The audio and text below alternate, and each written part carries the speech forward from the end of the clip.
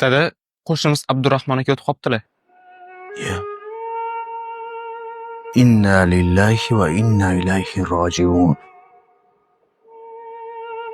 Bu nima degani? Biz Allohnikimiz va Allohga qaytamiz. Bu duo inson olamdan o'tganda yoki boshiga biron bir musibat tushganda o'qiladigan duo. O'g'lim, senga o'rgatishim shart.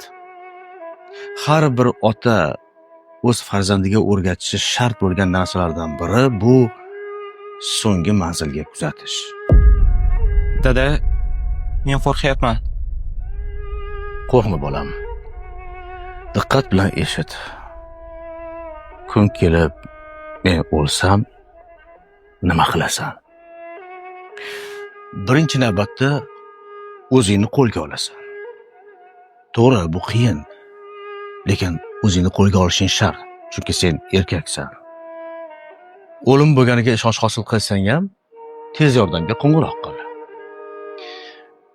Qarindoshlardan birinchi galda amakingga xabar ber. Yotiqlik bilan gapir. Masalan, dadamni mazasi qochib qoldi deysanmi? Oiladagi ayollarni o'zing nazorat qil.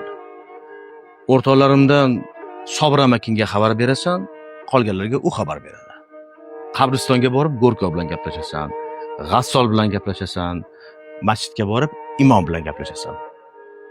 Ularni javobidan kelib chiqib, janoza vaqtini belgilaysan. Sen belgilaysan, chunki sen erkaksan. Dada, G'assol kim? Mayitni yuvib kafanlaydigan kishi. G'assolga albatta qarash. Agar iloji bo'lsa, G'assolni maslahati bilan meni o'zing yuvib, o'zing kafanla. Dada, men qo'rqyapman. O'g'lim, o'likdan nega qo'rqasan? Tirikdan qo'rq. Qolaversa, o'sha sen qo'rqayotgan o'lik men bo'laman. Janozaga odamlar yig'iladi. Janoza o'qilishdan avval imom savol beradi. Marhumni odamlar bilan oldi berdisini kim hal qiladi deydi. Hech kimdan qarzim yo'q. Mabodo o'shangacha qarz bo'lib qoladigan bo'lsam, bo'yningga ol. Xat hujjat bilan keladigan bo'lsa, albatta to'lab ber. Dada, marhum kim? Marhum hech kim.